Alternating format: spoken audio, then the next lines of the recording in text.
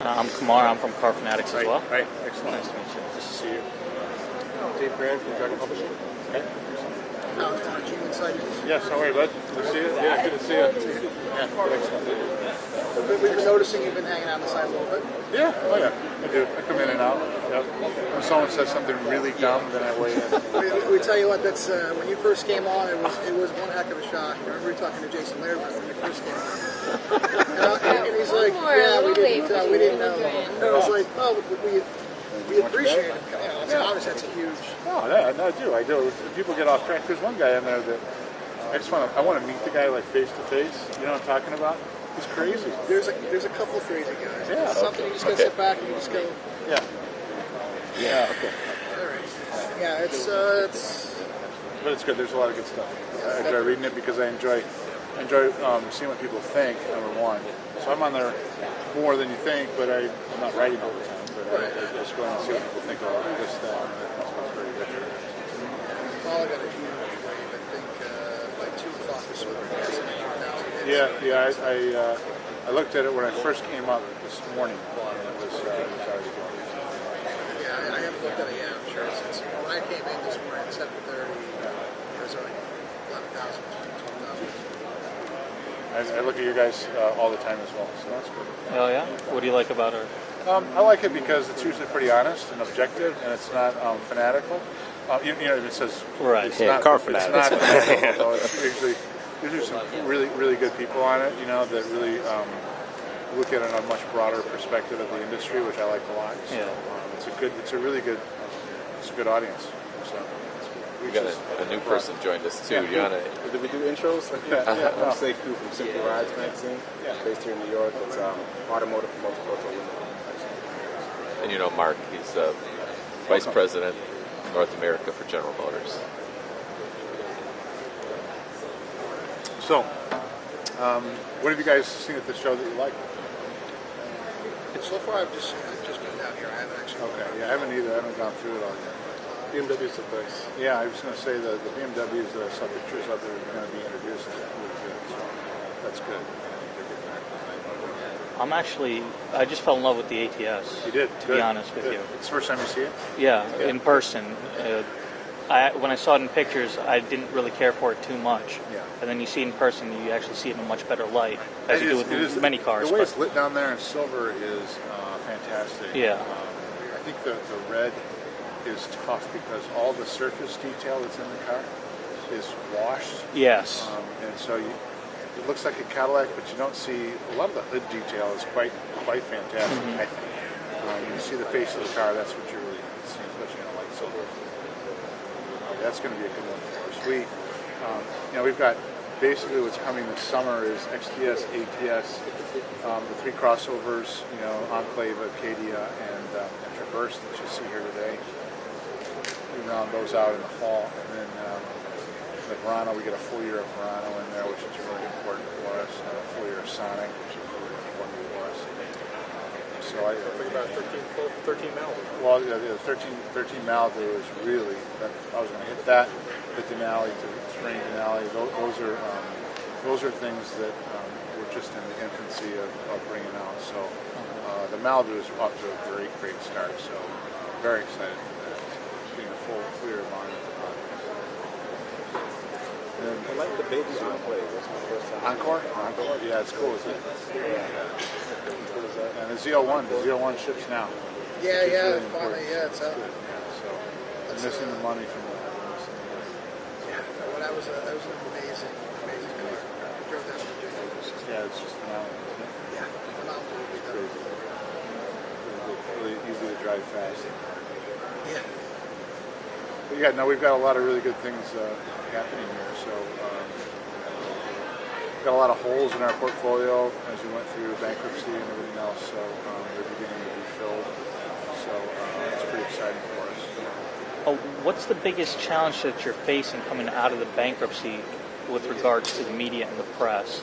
I actually was working in a Ford dealership when the crisis hit. Okay. And I was a salesman. Where in Crestwood Ford in Watertown, Connecticut. Okay, so out here in Connecticut. Yeah. And going through that, like I supported the bailouts wholeheartedly because if GM went under, Ford would soon follow, and then most of the economy as And a well. supplier base, and then a lot of the people who rely on a service business Right. from those, from the generation of cash from making something Right. pretty fundamental, right?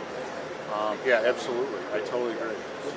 And with the magnifying glass kind of on the D3, what do you think that needs to be done so that people actually keep looking at Chevrolet, Chrysler, Ford, be like, hey, we are making better cars, enough with the press. I see a lot of negative press about the Volt, and I'm currently driving one right now. It's a tester, and I frankly really like the car. Yeah. Well, I mean, if you look at, you're asking me, how do I deal with the frustrations of my job? Yeah, pretty much. Yeah. So let me frame it up that way, which is, it'd be good for me to actually verbalize it because I don't get to verbalize it very much. I usually just take it. It'd be very therapeutic for you. Yeah, it would be very therapeutic for me, but it makes you question sometimes why you come to work because some of the comments are so unfounded, ignorant in many cases, or uninformed in other cases. But I tell you, there's a lot of people that depend on success here for their livelihoods.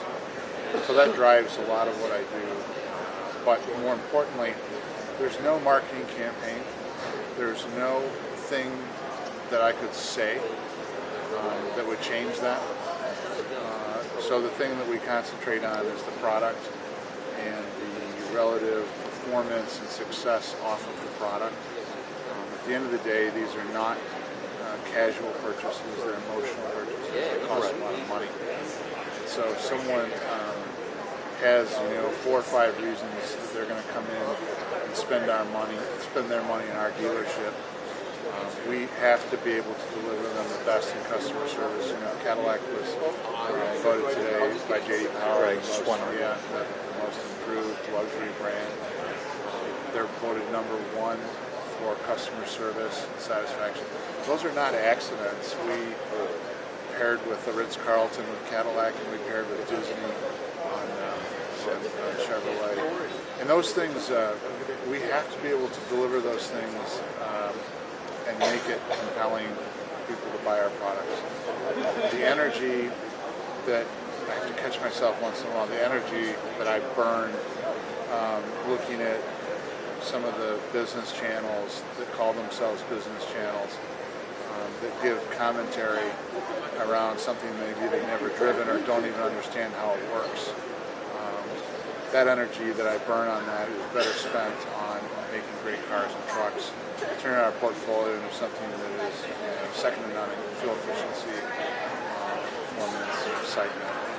And so that's where I spend it. And it's hard to catch myself sometimes because it's hard not to. I read all that stuff. I see it. I watch it. I'm pretty in tune with the ease that we have tool-wise to watch it all is all there. You guys know that. So nothing makes me more proud though than when you have 600 units in January, 1,000 in February, 2,000 in March. We're just going to keep on it, and we put out ads for people who own the car. We've got 93% of these people that own these cars, the highest in the industry, that would highly recommend it and buy it again.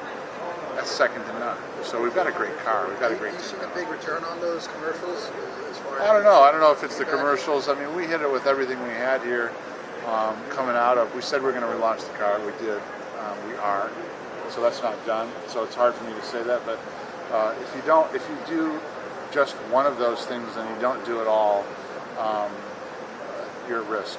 You're at risk of wasting the money of one of those things. Our dealers, have done a tremendous job.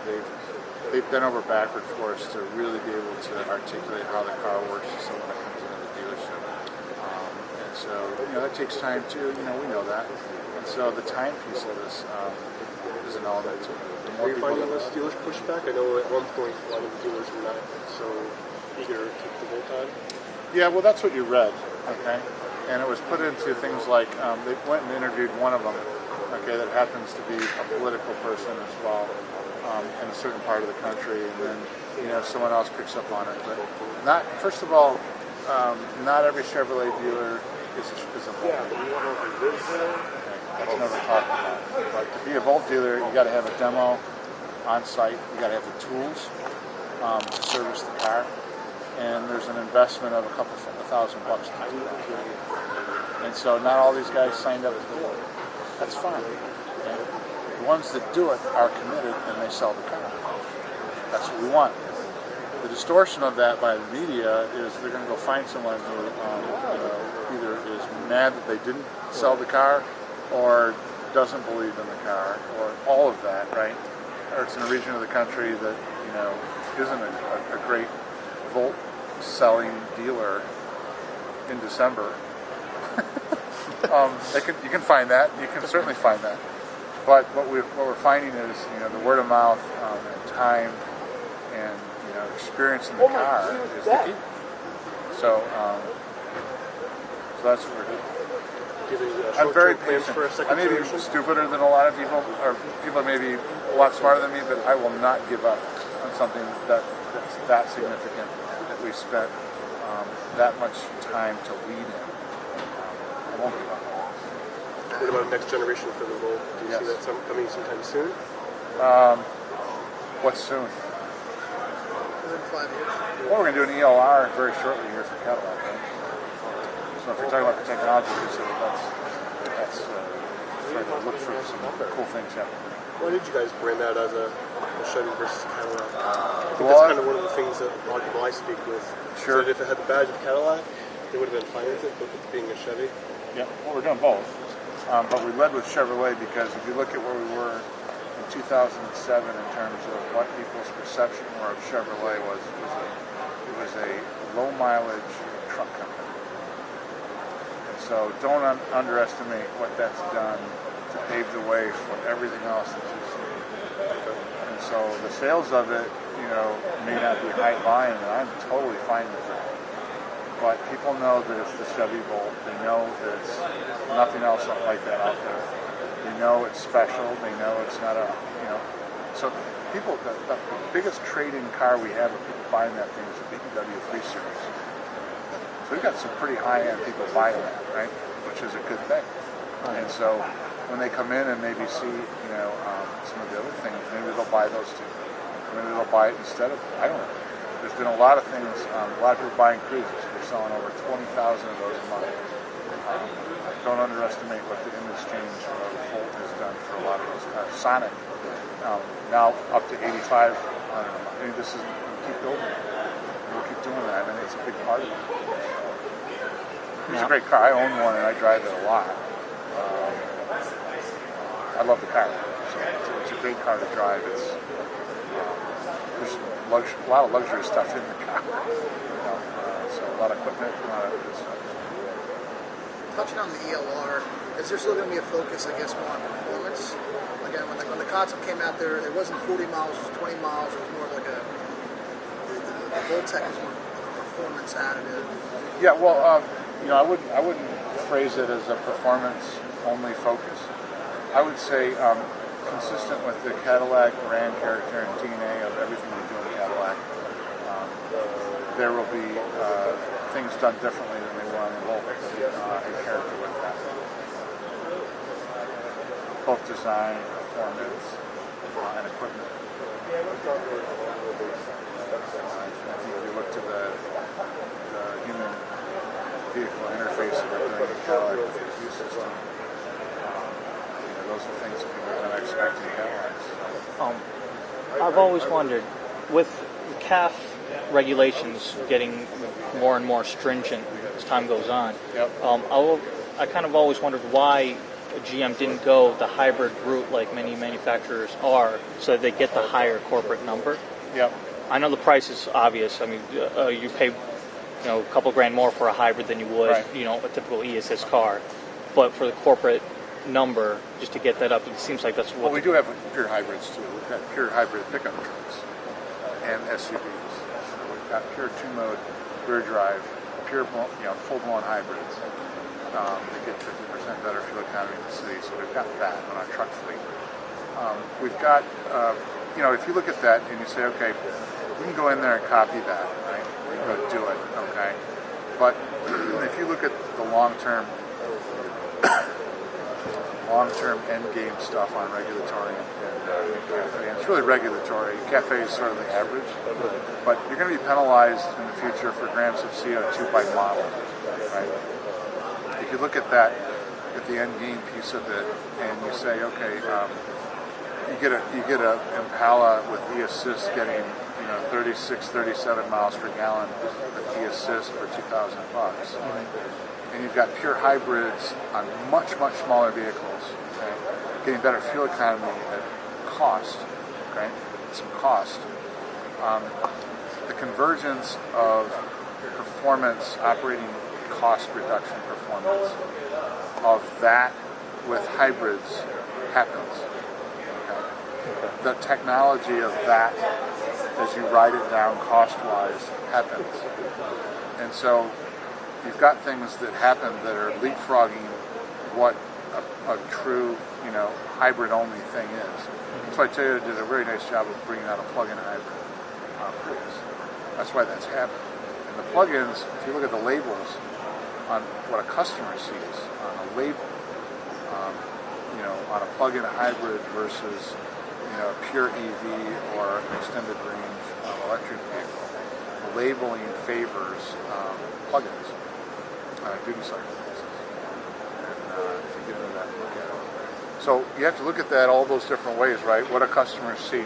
They see on a plug-in hybrid versus a pure EV or an extended range vehicle, for a lot less money, I get a little bit less performance on a plug-in label. So you'll see plug-ins starting to happen. Yeah, with the Spark, is there a projected range for the Spark yet, for the Spark EV? Yes. Has it been published yet or No. not? Where would you like it to be? Are you looking to go after like Leaf type range where 100? Well, the Leaf and the Spark are completely different size vehicles, right? So you're looking for something, I guess under 100. Because even the Leaf doesn't get 100. no. We got time for one more question. I'm not going to speculate on it, but I would just say you got to be careful with, there's nothing else out there size-wise like a Spark EV. And so I think we'd look to market, sell that car along with a performance that is different than those other cars. And so we might not put it into all places, again, that are Chevrolet dealers. We may put it into a very concentrated area where we know that range of performance is really desired. So, obviously with that, it won't be a broad brush, high volume approach to how we set up the car to perform and how we set up the car to market itself. It'd be geared more like the Blue was initially for certain markets. Maybe, but yeah, philosophically, but it won't be an identical type thing. Right, okay. You know what I mean? So it's quite different. So, quite different.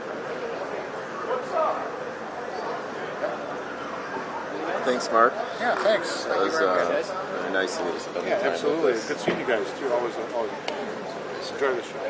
Thank you. Thanks.